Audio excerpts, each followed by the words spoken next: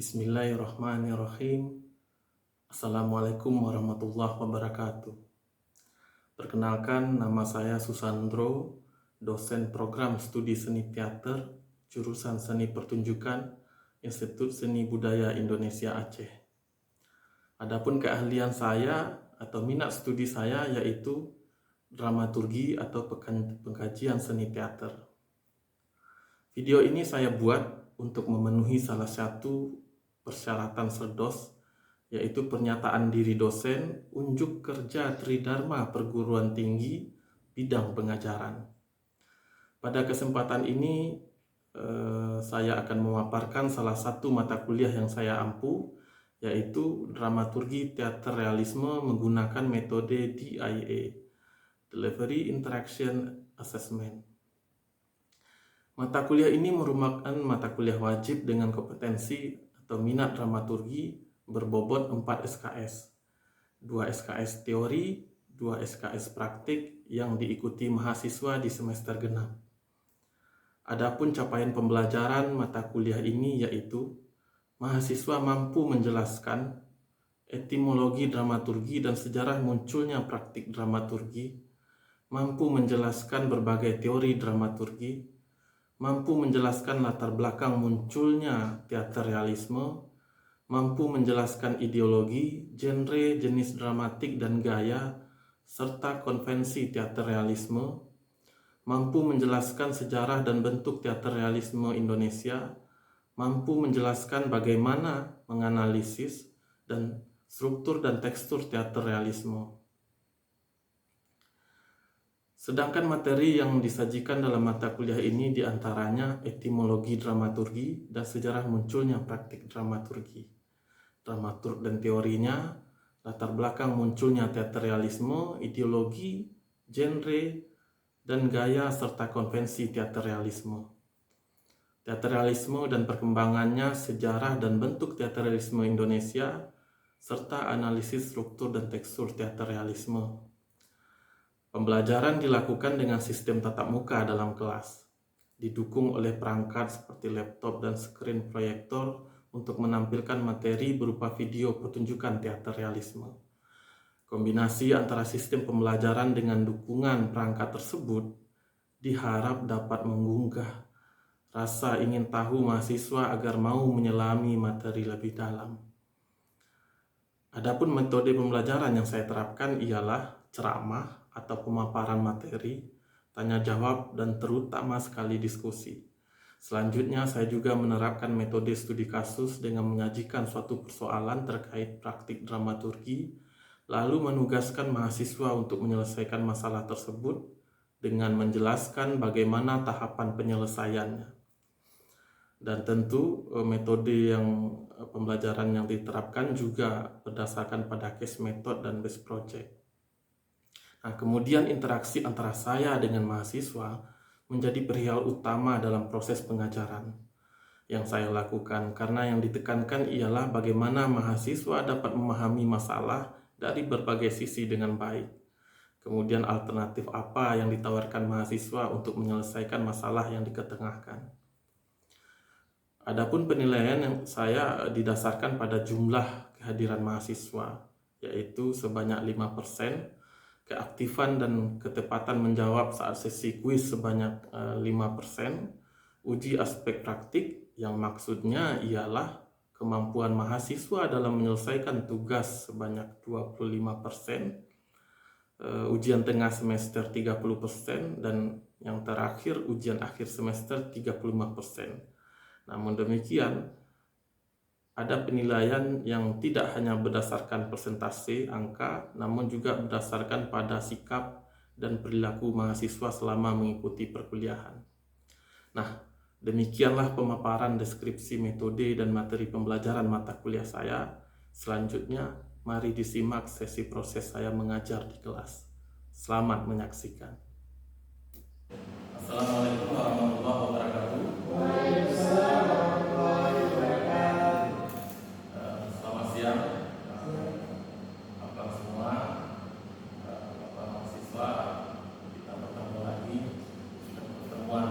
Di minggu ini saya harap masih ada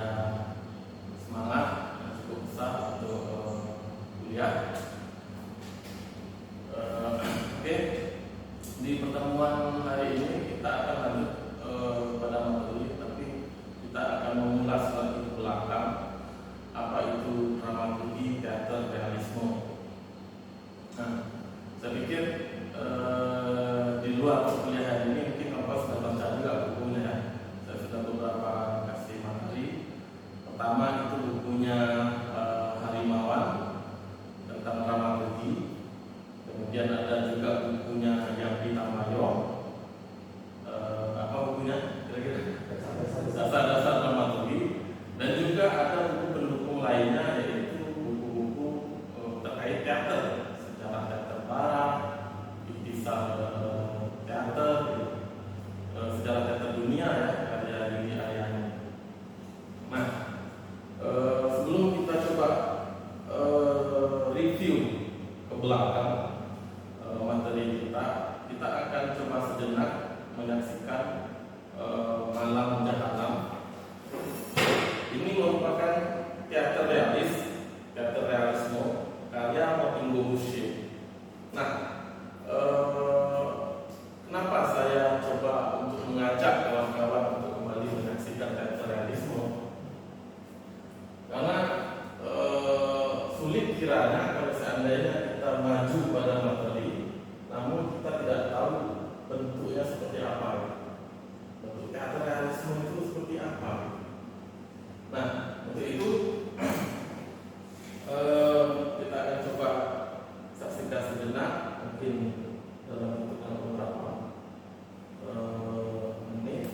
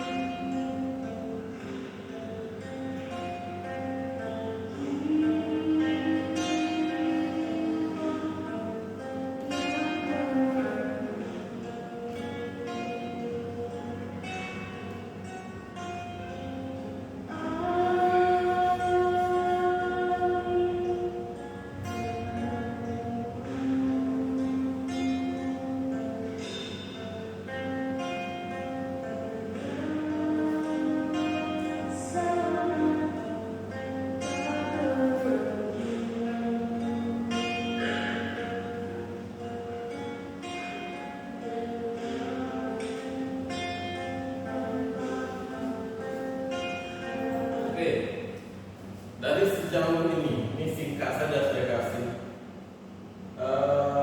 Kita sudah bahas sebelumnya bahwasanya teater realisme, dramaturgi teater realisme.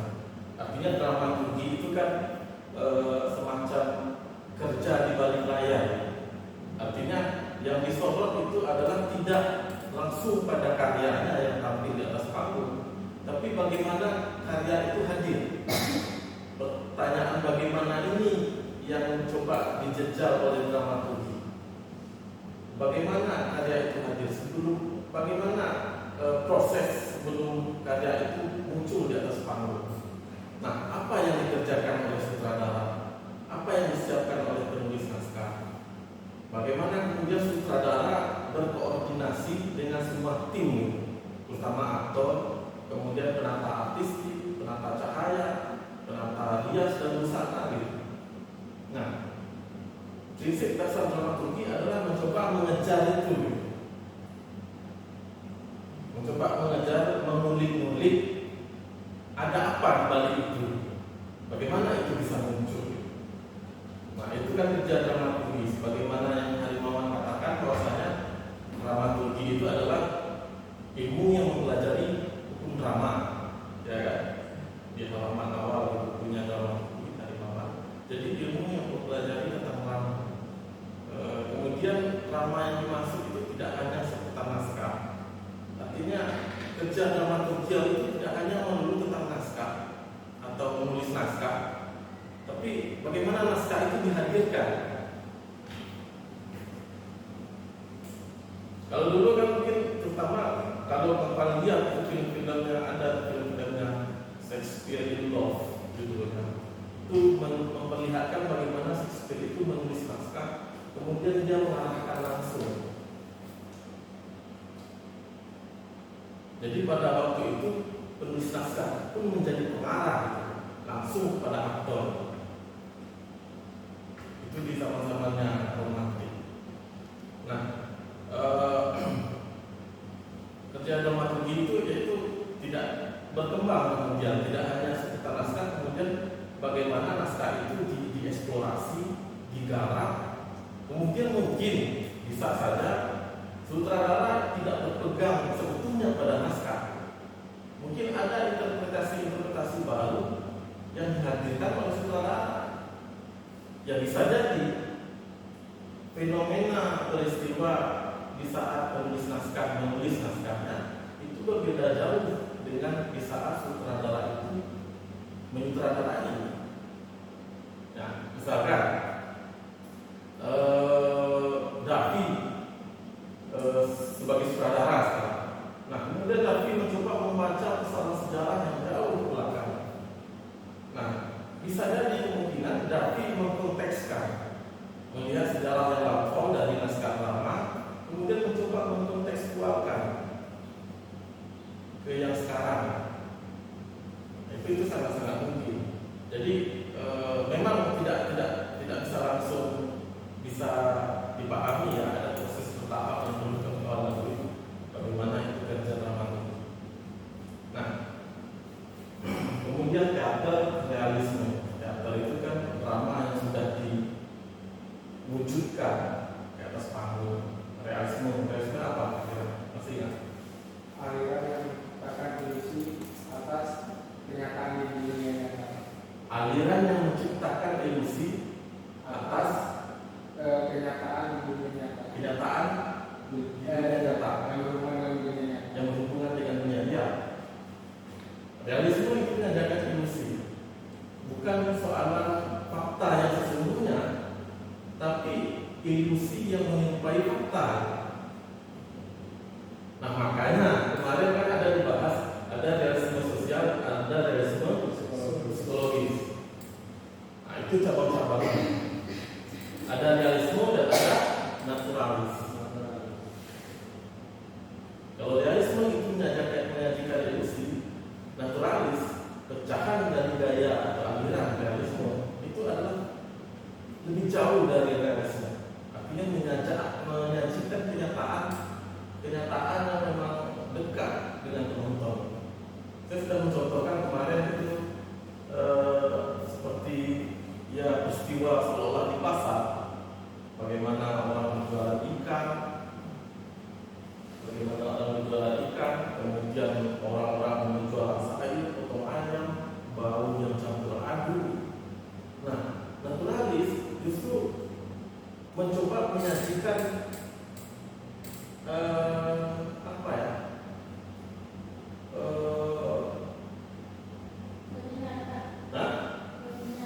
menyajikan lebih nyata. Kalau saya melihat realisme itu hanya ilusi, hanya memberi kesan, tapi naturalisme itu memberikan lebih nyata. Ya, bagaimana penonton bisa membaur. Mungkin saja ketika ada orang menjualan ikan atau memotong lembu, mungkin saat dipotong itu kena mengenai darah penonton gitu. Dan itu kesannya berbeda antara realisme dengan naturalis. Nah, itu cabang-cabangnya. Nah, kembali ke sini.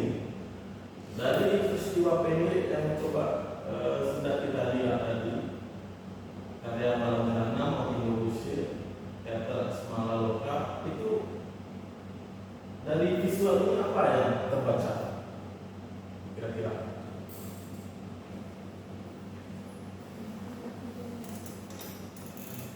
Yang terbaca maksudnya apa? Maksud saya, artinya terbaca, kata membaca itu tidak hanya membaca teks saja, tapi membaca visual. Lebih tambahan dari saya mungkin karena saya belum baca naskah ini, saya bisa lihat yang ada dari itu Pak. Dari awal dia masuk itu dia bernyanyi senandung ya Pak ya, dengan ekspresi wajah yang sedang resah, yang menggambarkan keresahan pada dirinya dan mewarnai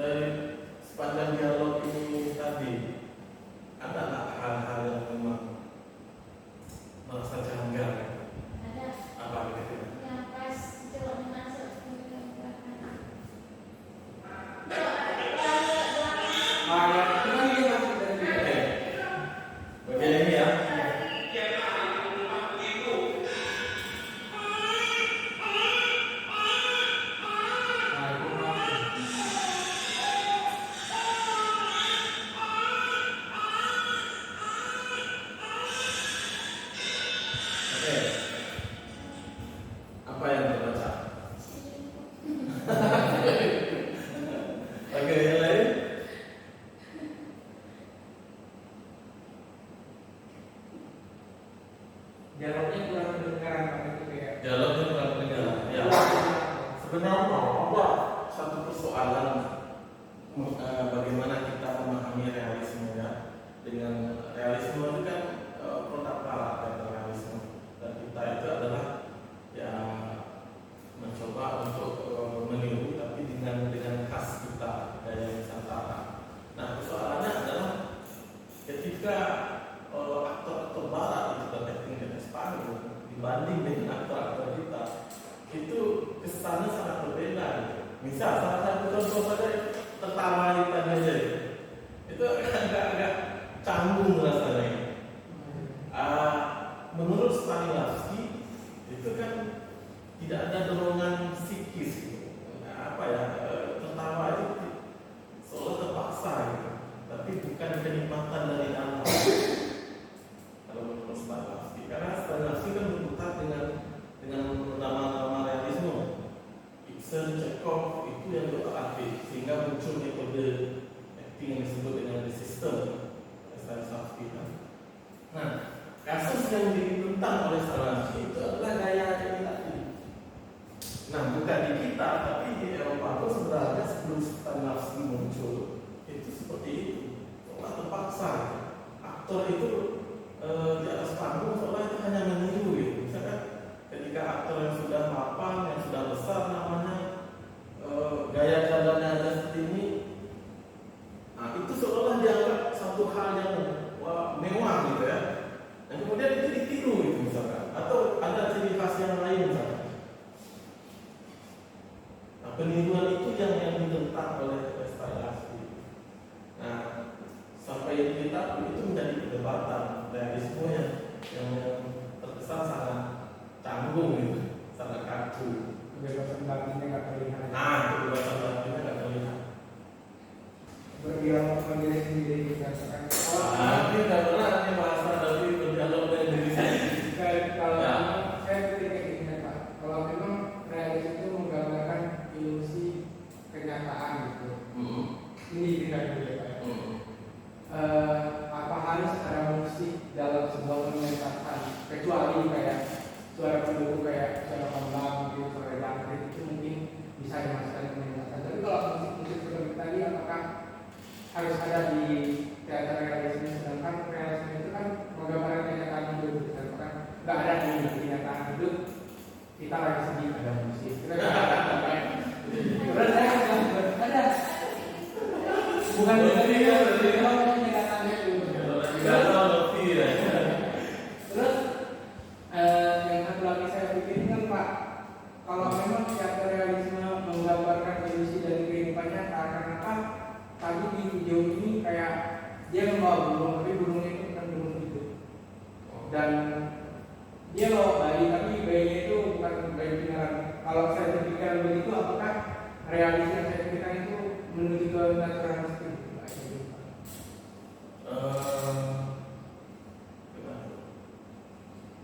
Ya bisa, karena tidak bisa juga kita apa ya? Kan kecenderungannya memang ya kita hanya bisa menilai berdasarkan besar tidaknya kemungkinan. Kita tidak bisa ini agak 25% nggak bisa seperti itu. Tapi kalau yang tidak dimaksud seperti tadi itu dia mengarah ke naturalis. Nah kembali ke tadi, kenapa hanya burung mati dan kenapa hanya bayi boneka? Ya karena itu ilusi. Bagi realisme ya tidak penting apakah itu burung hidup atau bayi hidup. Yang penting ilusi yang disajikan itu ditangkap oleh penonton. Bahwasanya yang dibawa itu adalah burung, bahwasanya yang digendong itu adalah bayi. Nah, kemudian kan didukung oleh suasana tangisan oleh musik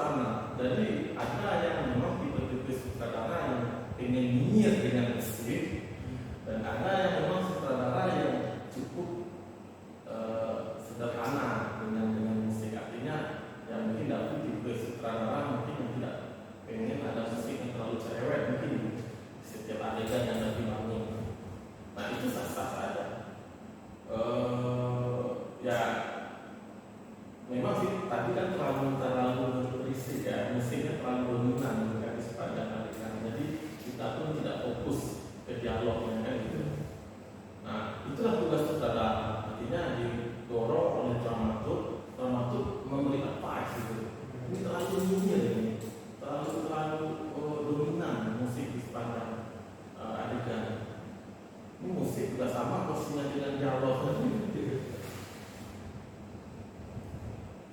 Tidak harus tapi tergantung selera sutradara. Kalau memang itu drama musikal ya mesti dominan bersamaan dengan dialog.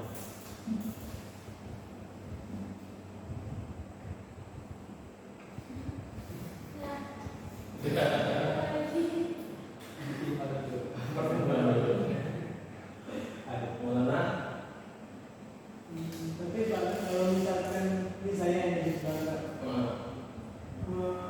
saya angkat tentang malam jahanam. Ya. Jadi kan rumahnya kan ini kan kayak bolong-bolong gitu. Ya, terus. Jadi kan kalau saya jadi saudara mungkin kayak ada dindingnya Pak. Ada dinding. Seperti bumbu. Kalau burungnya harus burung buntulan nggak pakai sangkar kan? Dari bangkunya sih dah. Nah jadi cuman kalau saya angkat kok bisa dikatakan realis atau natural Pak? Karena kan dari tiga lirik tanpa didukung musik gitu. Ini pakem realisme, teater realisme itu kan ceritanya sih berangkat dari realitas ya. Artinya cerita yang real, yang tidak mengada-ngada, yang cerita yang bukan yang baik kan gitu. Kalau ceritanya sudah itu tidak real, artinya cerita yang tentang sehari-hari. Ini kan tentang kehidupan sehari-hari yang pertama. Yang kemudian tokohnya adalah jelas lah. Siapa dia? Latar sosialnya, fisiologisnya, sosiologisnya, psikologisnya. Jadi bisa dilihat dari tiga sisi. Nah kemudian dari latar tempat, waktu dan peristiwa. Waktunya kapan dan di mana ini terjadi? Sebagian besar kan faktor-faktor realisme kan diikat oleh itu. Nah pertanyaannya tadi adalah itu kurang real ya Pak karena bolong-bolong. Nah itu tadi faktor yang saya sebutkan itu adalah faktor inti dalam realisme. Nah di samping itu sutradara bisa juga memilih dindingnya cukup sugestif saja, hanya memberi kesan bahwanya itu dinding.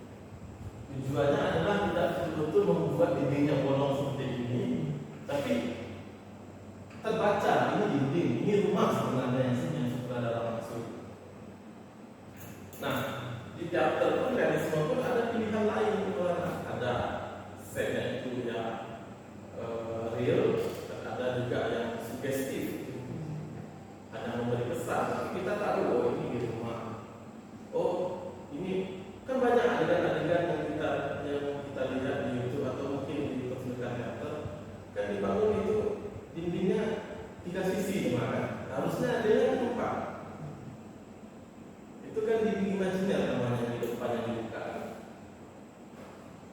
Nah tapi penonton tahu oh ini di dalam rumah, oh ini teras rumah. Pesannya sampai. Meskipun begitu, meskipun setnya seperti ini, tapi dia tidak mendobrak aturan-aturan yang baku yang saya sebutkan tadi. Kalau ini nggak masalah, nggak mengganggu. Kalau setnya dibuat kesannya sugestif, apakah masih bisa disebut realisme? Masih, karena ada aturan-aturan pokok yang tadi ini tidak dia langgar. Ini hanya bagian-bagian kecil saja.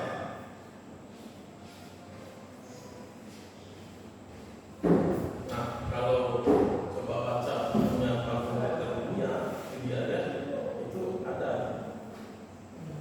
pecahan-pecahan realisme.